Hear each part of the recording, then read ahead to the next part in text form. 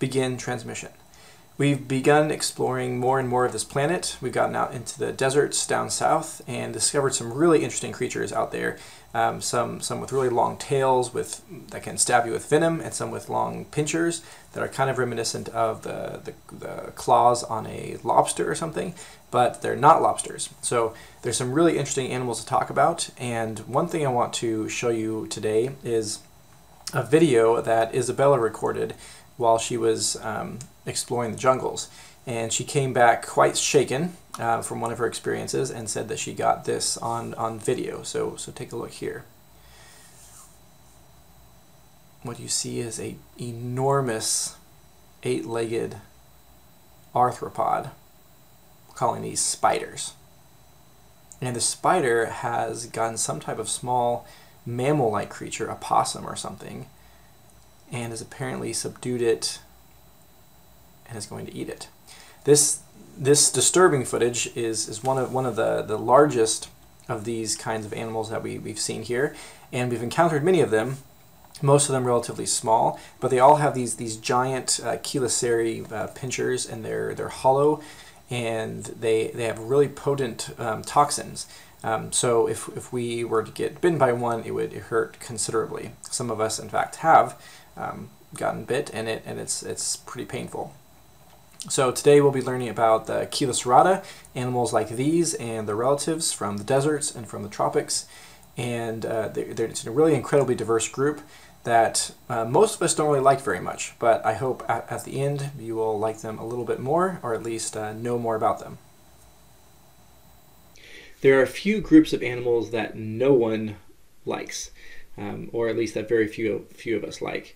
The 10 people, well, 9 now, on this planet, none of us really enjoy interacting with the Chelicerata. These are very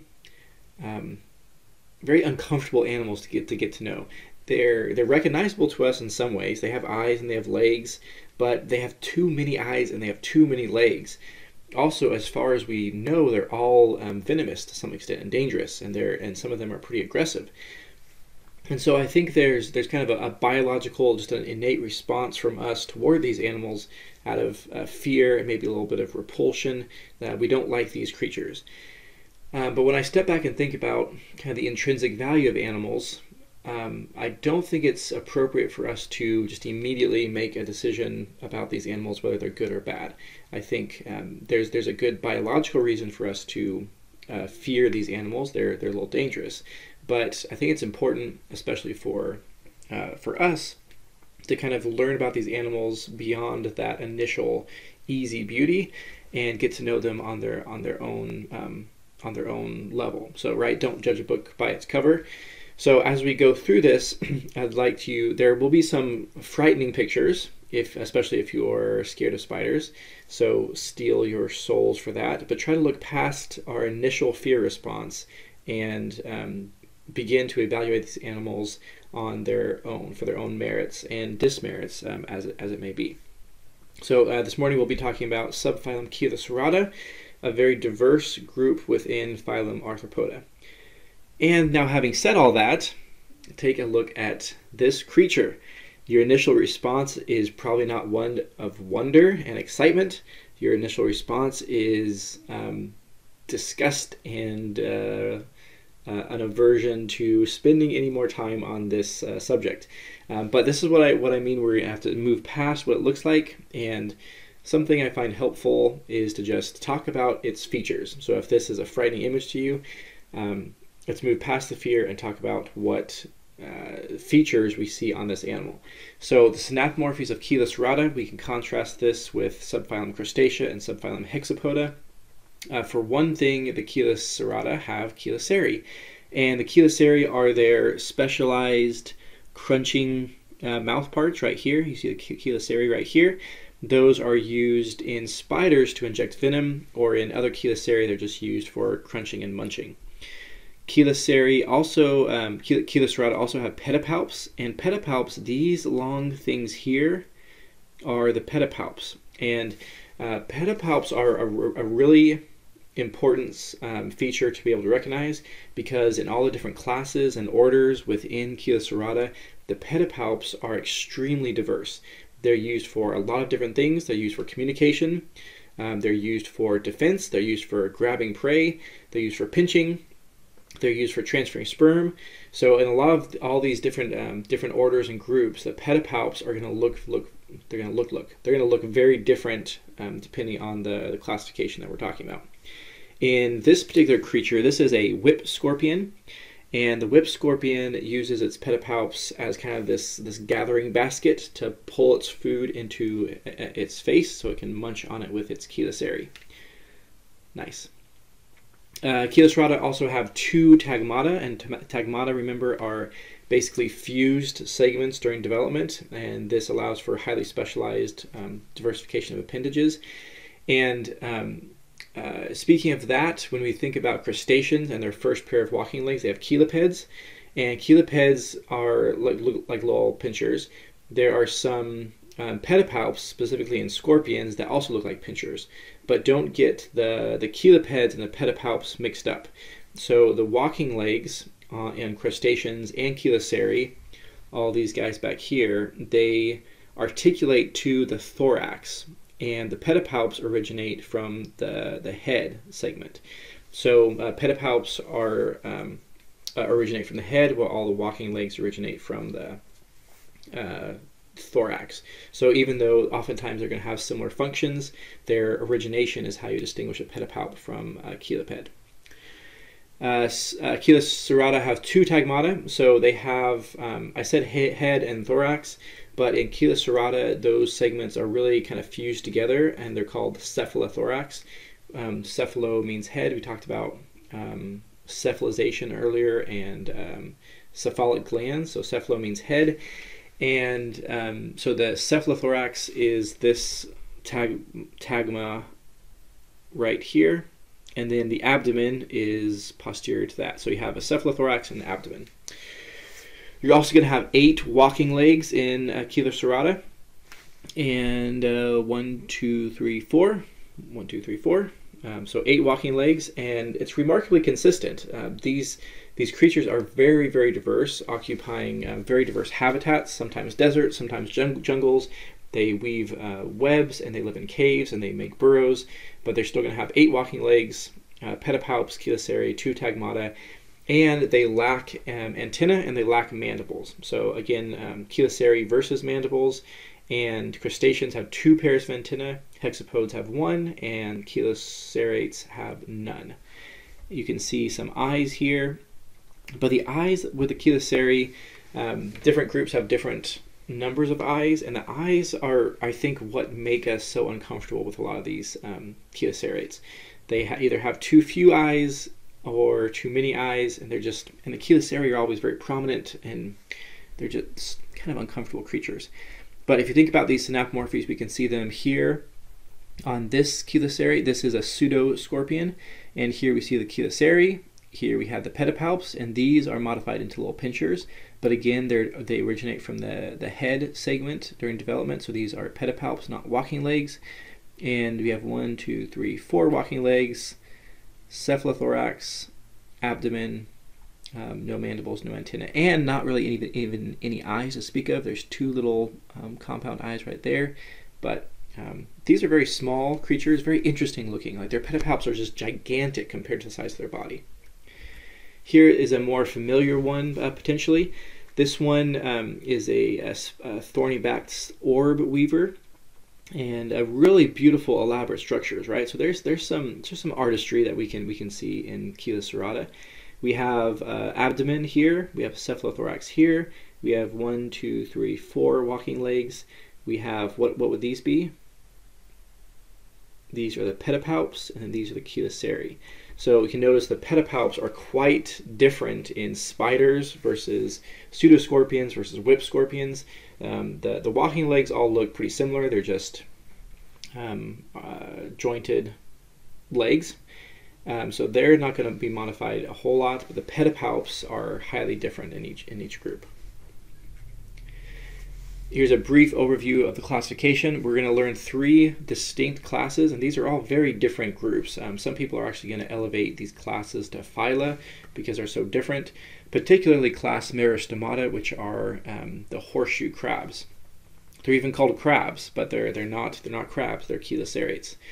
And then we have sea spiders in class Pycnogonida, and then the most familiar to most of us, the most common and abundant group is class Arachnida, and these are going to include the spiders, the true spiders in order Araneae, the scorpions, the camel spiders, the harvestmen, and then the ticks and mites. And we'll talk about each of these in turn, beginning with the classes of Chelicerata. So again, here's just an overview with pictures. The merostomates are horseshoe crabs, and notice how different they look from the terrestrial group. So the merostomates are one of the few entirely marine groups of chelicerates, and they have this gigantic heavy carapace on them, so it's similar to crustaceans. So it'll be interesting to figure out why they are in Chelicerata and not Crustacea. But that's class Merostomata. You also have class Pycnogonida, which includes the sea spiders, and these are also entirely marine, and they, we'll talk about them in a minute. So these are Pycnogonidids, they're sea spiders, and then we have the class Arachnida, which this one is a relative of our dewdrop spider that we talked about earlier as being a calyptoparasite. But the arachnids are by far the most diverse. Over 80,000 species, and we'll spend most of our time today talking about arachnids. But first, the horseshoe crabs in class Merostomata. So as I mentioned, they've got a nice hardened carapace that covers their cephalothorax completely. They have articulated jointed appendages underneath their shell, and then they have a long tail at the back called a telson. These are entirely aquatic marine organisms. They sometimes come on shore to beaches to breed, but they live their lives underwater. The little structure at the back here, this is the telson, is kind of used as a rudder for steering during swimming. And what I find fascinating about these is underneath you see a lot of appendages, and it's almost as if you can see. So these represent a really nice example of unspecialized appendages. So when we talk about crustaceans versus Chelicerata, what do you expect a crustacean to have? You expect a crustacean to have a carapace, right? But the best synapomorphies are going to be, well, first of all, the biramous appendages, and we can see here that the appendages are not biramous, they're uniramous. They have little pinchers on the front, but the pinchers aren't what make it biramous. The biramous is a branching from the origin. And then they also have crustaceans have 2 pairs of antennae, and we have no antenna on this one. So the traits are more chelicerate than crustacean. And if we look here, we have 4 pairs of walking legs, 1, 2, 3, 4, which means this is the pedipalp and this is the chelicerae. But what's fascinating about here is that chelicerae and the pedipalps look just like the walking legs. So they're not specialized really into specific functions. And you can kind of see this kind of unmodified morphology in the horseshoe crabs. I also want to point out here the chalaria at the base of the abdomen. These are kind of anterior projecting hardened spikes, and these are benthic scavengers, predators. So they rummage along the surface of the sea floor and scraping up dirt and stuff to find mollusks and worms. And the chalaria basically scoop everything and funnel it towards their mouth as they're swimming along.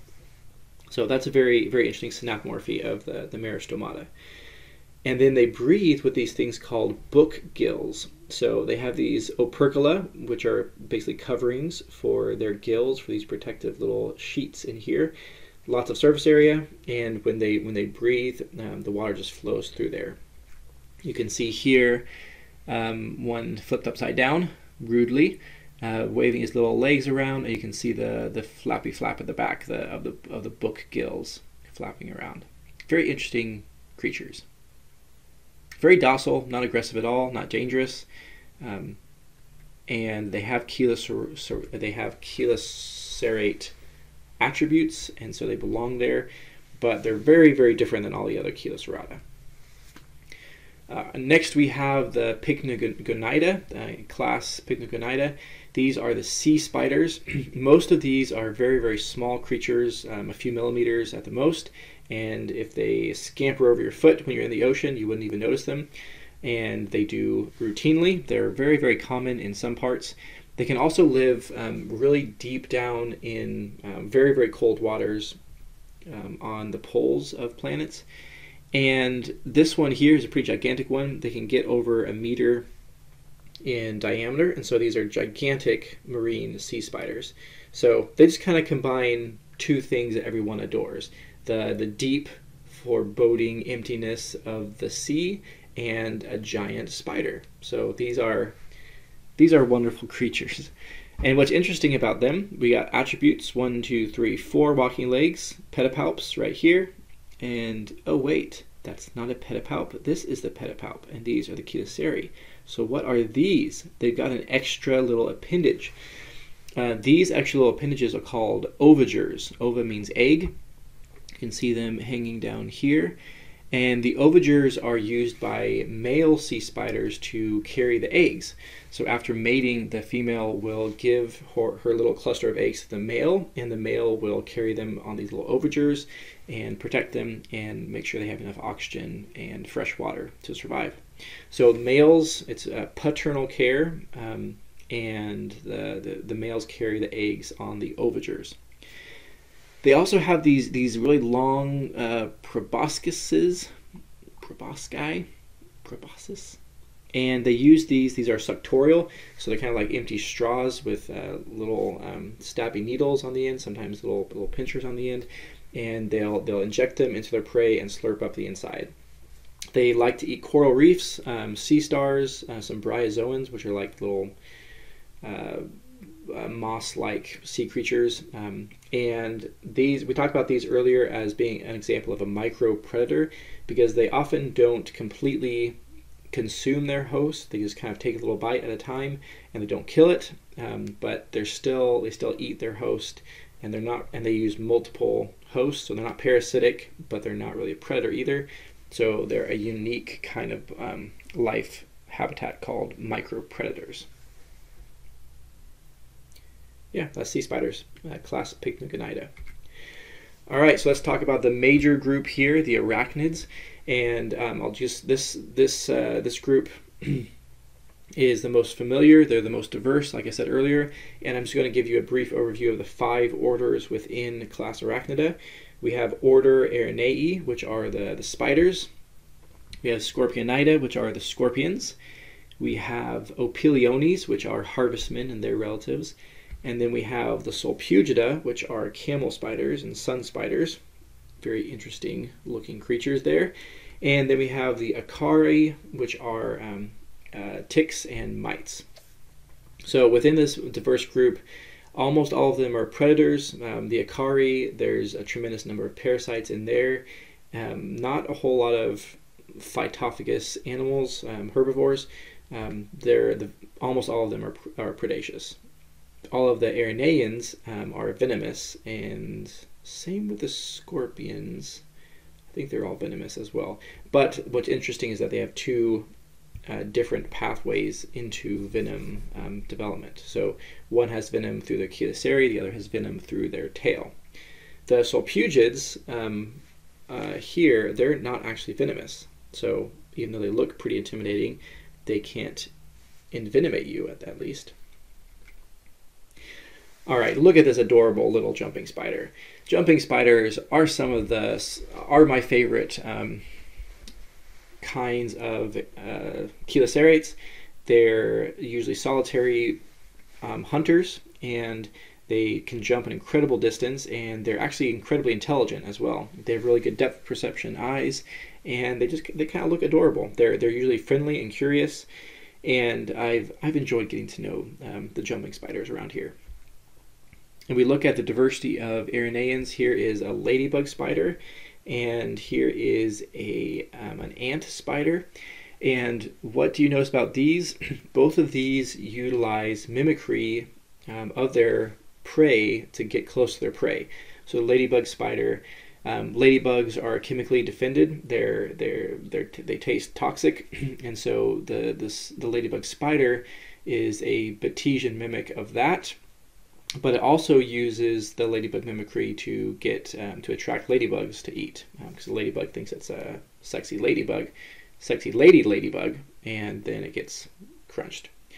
And then the ant mimicking spider shown here is pretty remarkable. What are these things here? Those are going to be the chelicerae. These are the pedipalps, and then the walking legs.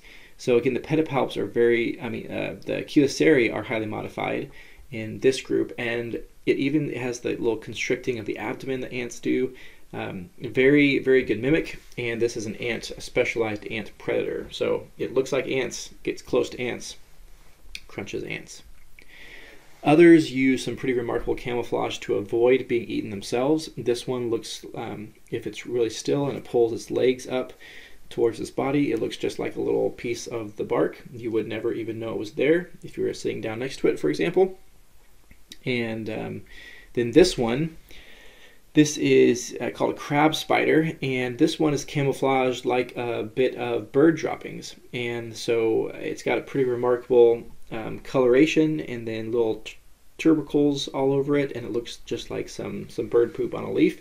So the vast majority of things ignore it unless you like to eat bird poop, and then you're attracted to it. So like this little wasp was looking for a nice little bird poop snack, and instead got his face eaten off. Poor wasp. You also notice this little fly right here. This is a kleptoparasite, and a lot of spiders, there's a whole group of flies, they're kleptoparasites around spider webs, and whenever the spider catches something, the flies will come in and take as much food as they can before the spider eats to that part of the prey, and then they fly away. Even though Araneans look very, very different from each other, and there's incredible diversity, you can identify them from other orders within class Arachnida by the presence of a pedicel. So the pedicel is a little constricting part that separates the cephalothorax from the abdomen. So here we have the cephalothorax and the abdomen, and the pedicel is this little constricting spot here. We have it here, we have it here, and then we have it here. So it's like a little constricting spot that makes the cephalothorax distinct from the abdomen. And that's the synapomorphy of Araneae. Spiders catch their prey through a variety of different methods. I want to talk about one here, which is really incredibly remarkable. This is Portia. She's a jumping spider, and she is also one of the most intelligent invertebrates on the planet.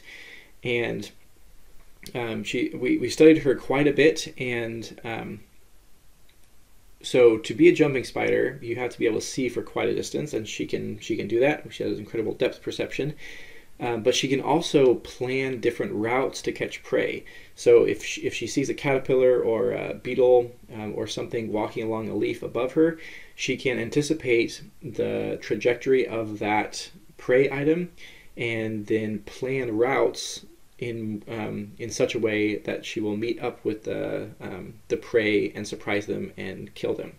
And what's even more remarkable about this is that this seems to be, she's actually making a choice here.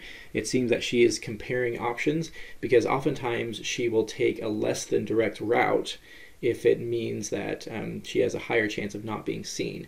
So it's not just a simple, here's a prey item and here am I, and I'm just going to draw a straight line from me to it. And so sometimes they take quite circuitous routes in anticipating where the prey will be. Sometimes the prey doesn't end up there because the prey itself is kind of wandering randomly around. But oftentimes they make the right choice and they meet the prey and are successful. Sometimes they will even choose, their strategy is to climb above the prey and then rappel down on a little a web that they spin and grab the prey from above. So they have a whole lot of different strategies that they can employ, coming from underneath or up above or around, and they can anticipate where the prey will be. Also, what this means is it's pretty remarkable. They have something called object permanence, which is something that human babies don't get until about 6 weeks or so, which means that they understand that just because they can't see something doesn't mean it doesn't exist at all. So when they're tracking prey, their prey will go out of sight for a while, and they understand that prey item still exists somewhere and it will reappear somewhere else. So they have object permanence, and they can anticipate where prey will be, and they can employ different strategies based on situation to catch their prey. So incredibly intelligent animals. Other spiders are ambush predators, and they have a lot of different strategies for ambushing their prey.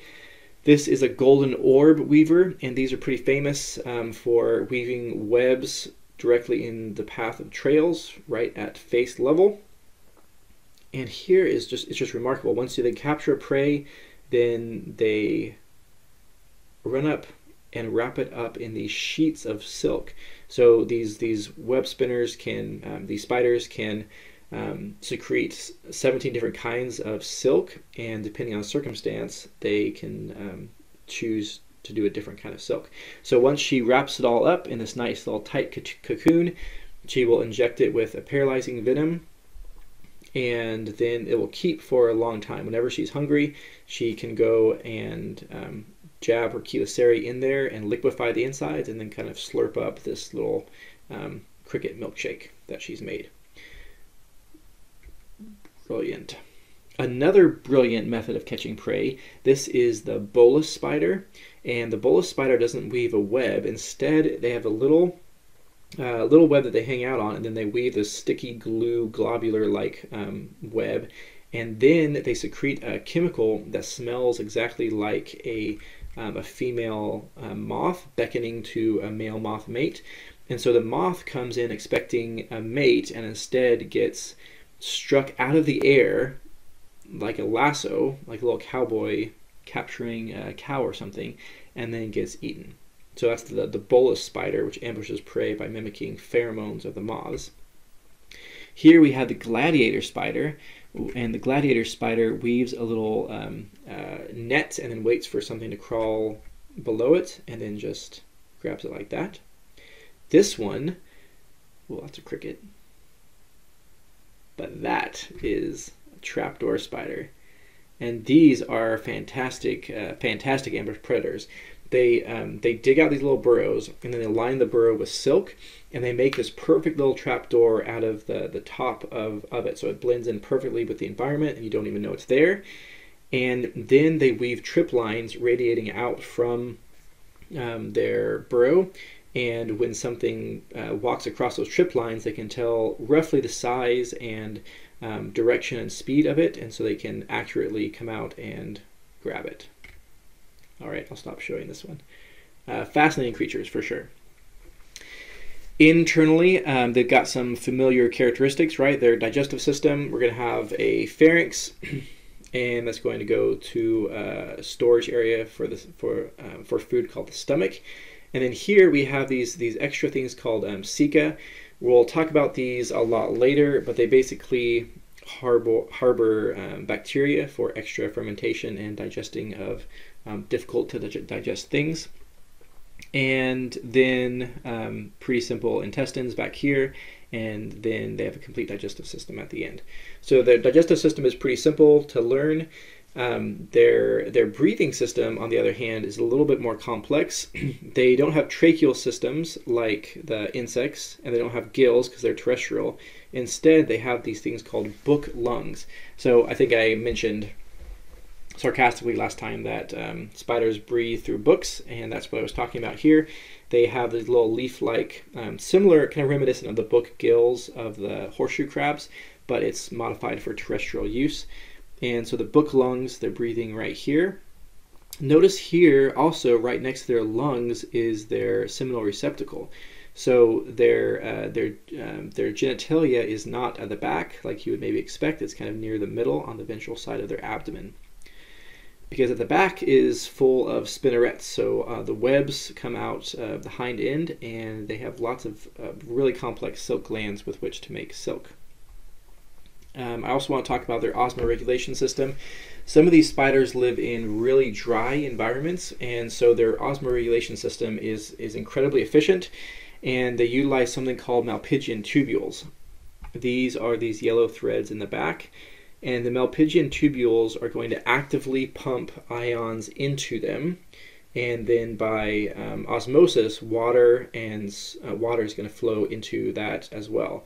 And then when they get back here, depending on if they want to keep the salts or keep the water, you have rectal glands which will actively resorb the water, leaving the salts and the waste in there.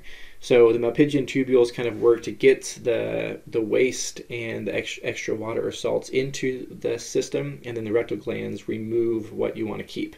So, and then everything else is excreted out, usually as kind of a hard crystalline form of uric acid.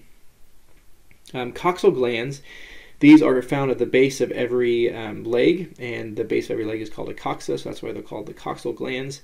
These are kind of secondary osmoregulation sources, and they too secrete metabolic wastes and excess ions.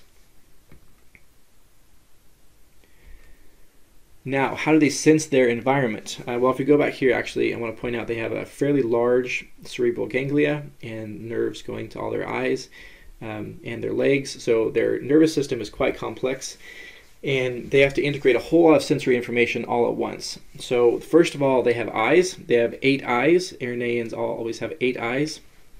This ogre spider, it looks like it has just 2 eyes, but it's got 2 more little ones right here, and then 2 on this side and 2 on this side.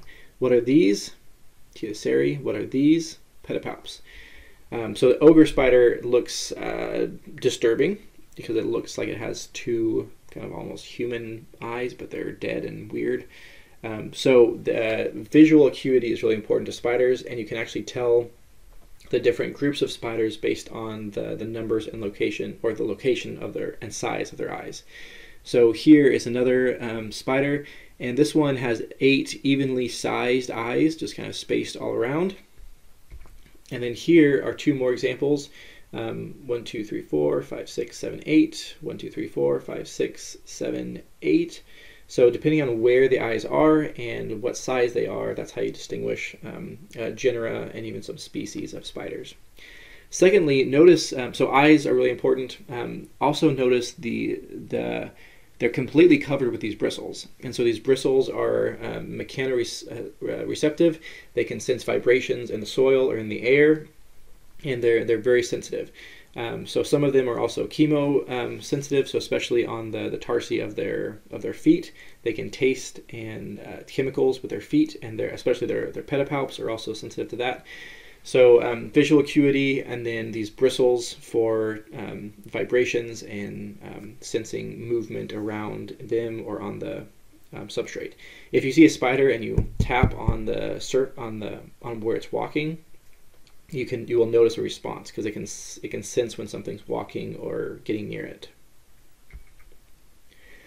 Reproduction is a little tricky in predator animals. So if all of these guys are predators and they're venomous, and so there are several challenges to being a male spider. So first of all, the vast majority of spiders you're going to see are going to be females. The females are the ones that make webs and actively hunt. The males are usually significantly smaller. So here we have an orb weaver and then the male with her. The males are usually significantly smaller, significantly shorter lived. They basically only live to reproduce and then die, and they usually wander around a lot looking for mates.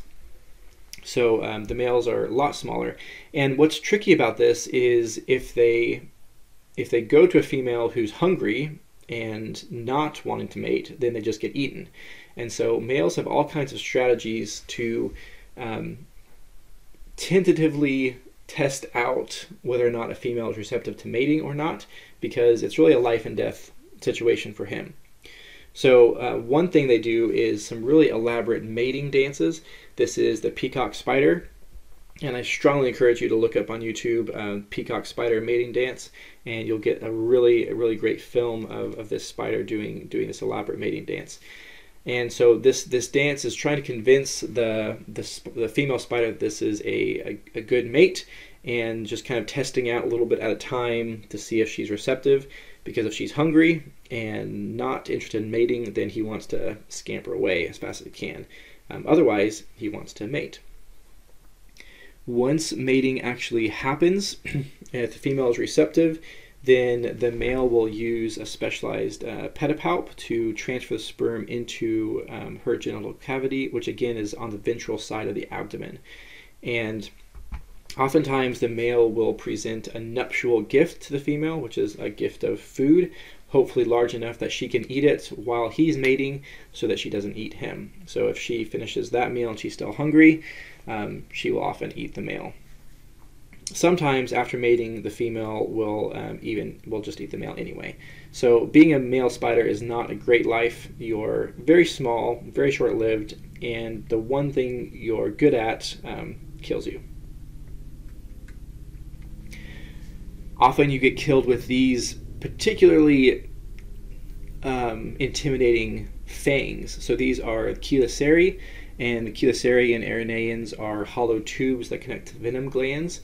And there are two main kinds of venom that spiders have. They have neurotoxic and cytotoxic venom, and these are very broad categories. Usually venom is this complex combination of proteins that do a lot of different things, but just speaking in broad terms, you have neurotoxic venom, which is going to primarily affect the way your muscles contract and your nerves transmit, and it usually ends in respiratory failure or heart failure, and is particularly painful because it's systemic. So neurotoxic venom belongs to things like funnel web spiders and black widow spiders.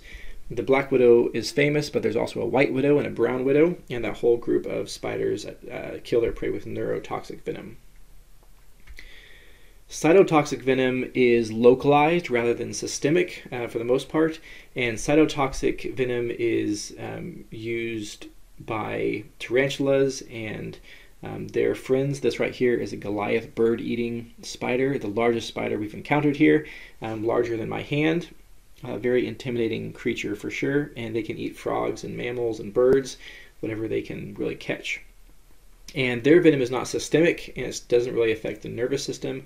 Rather, it degrades tissue, so it's almost like an extremely potent digestive enzyme. And so cytotoxic venom results in necrotic tissue, and it's localized. Usually you won't die from a cytotoxic bite.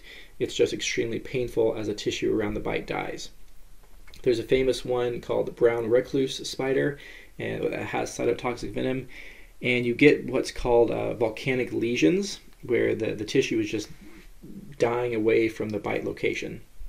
Now, if this got infected, you could die, but usually this is just a painful condition that will eventually heal up. Usually you'll have some kind of scar, but neurotoxic venom is systemic and can lead to death or organ failure. Cytotoxic venom, usually localized, painful, but won't kill you. Again, these are very broad categories.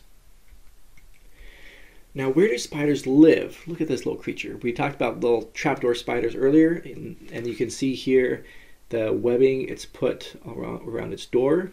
Really remarkable feat of engineering. So we know they live underground. We know they spin webs, so they live kind of in the air. When a flood happens and there's a whole lot of trapdoor spiders in the area, where does the water make those spiders go? Into trees or wherever they can go. And so this is a picture of a post-flood location where all these spiders, most of these aren't trapdoor spiders actually, but all the spiders kind of follow the rising waters until they're trapped on these trees, and spiders make webs, and so you have this tremendously disturbing cotton candy treat that I wouldn't recommend eating. Real picture. This is an example of a spider that is aquatic, which is incredibly rare for Arachnids, But this spider is called the diving bell spider. It has specialized hairs that will trap air, and so when it dives, it can still breathe oxygen with its book lungs through the little air trapped in the bubble. So they live underground, in the air, in water, and also, maybe even most disturbingly, in your food. This one we found in a little banana. So you never know where you're going to find them. They could be anywhere. In fact, the captain, unfortunately, had a really disturbing encounter with a spider. His ear was hurting and was kind of itchy and burning, and he felt like there was something in it. So we shone a flashlight in there, and we saw two little eyes staring back at us and some legs. So quite disturbing. We eventually got this little spider buddy extracted. He did not survive the process. The spider didn't. The captain maybe unfortunately did. The captain survived. The spider did not, and it wasn't fortunate for anybody, the spider or the captain or the people who were extracting the spider. So you never know where spiders may be. Maybe right next to you.